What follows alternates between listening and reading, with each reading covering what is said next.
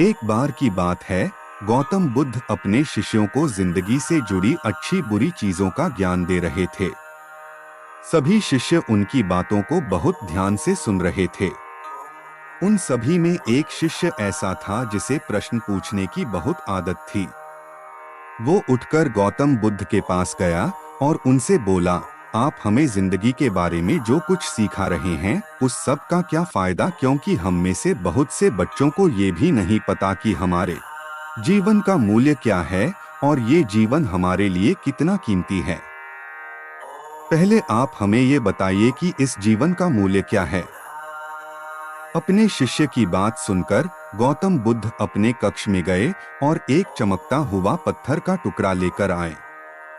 वो टुकड़ा उन्होंने अपने शिष्य को दिया और बोले, मैं तुम्हें इस जीवन का मूल्य तब बताऊंगा जब तुम इस पत्थर का सही मूल्य पता लगाकर आओगे। साथ ही ये ध्यान रखना कि तुम्हें ये पत्थर का टुकड़ा किसी को बेचना नहीं है। गौतम बुद्ध की बात मानकर वो शिष्य बाजार की तरफ चला गया।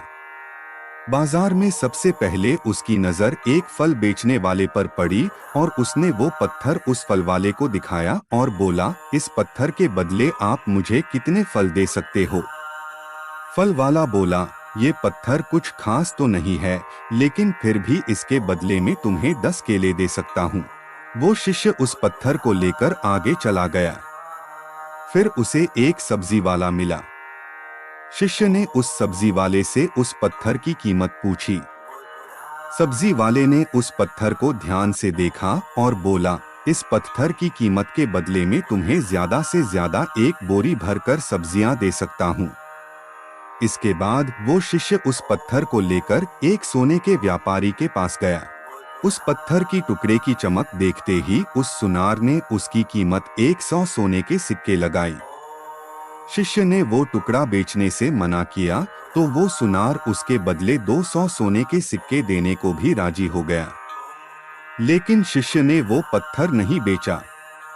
इसके बाद वो शिष्य एक हीरों के व्यापारी के पास गया और उनके सामने उसने वो पत्थर के टुकड़े को रख दिया।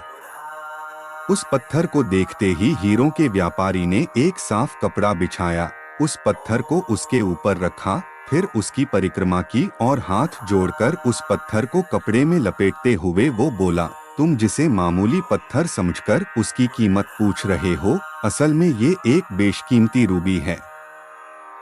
ऐसा रूबी हर किसी को नहीं मिलता। मैं अगर अपना सब कुछ बेच भी दूं तो भी इसकी कीमत नहीं चुका सकता। उस व्यापारी की बातें सुनकर वो शिष्य हैरान हो गया। वो दौड़ा दौड़ा सीधा बुद्ध के पास आया और उन्हें उसने जो कुछ भी बाजार में हुआ वो सब बताया। उसकी अचरज भरी बातें सुनकर गौतम बुद्ध बोले, तुम्हारे सवाल का जवाब इस रूबी की कीमत में ही छिपा है। हमारा जीवन भी एक रूबी है, रूबी की तरह ये भी बेशकीमती है, लेकिन हम इस बात को हमेशा नजरअंदाज करते हैं और अपने जीवन का मूल्य नहीं समझते।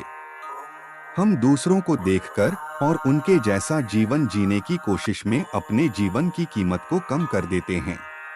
हम ये सोचते हैं कि हमारी जिंदगी की कीमत वही है जो दूसरे हमें बताते हैं, लेकिन ये बात हमेशा ध्यान रखना कि सामने वाला अपनी हैसियत और अपनी समझ के हिसाब से तुम्हारी कीमत लगाता है। जिंदगी सिर्फ एक बार मिलती है, इसलिए इसको बर्बाद ना करें। अपनी जिंदगी को उतना ही कीमती समझें जितना कीमती आप अपने बैंक में रखे रुपयों को समझते हैं।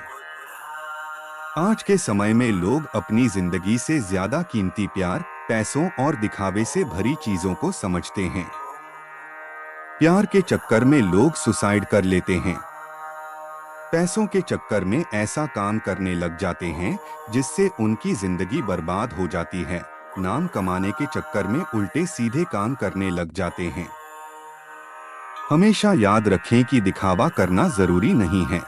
प्यार दोबारा मिल सकता है, पैसा फिर कमाया जा सकता है, लेकिन जिंदगी को फिर से पाया नहीं जा सकता। इसलिए अपनी इस बेशकीमती जिंदगी को अच्छे से जिएं। हर पल का आनंद लें।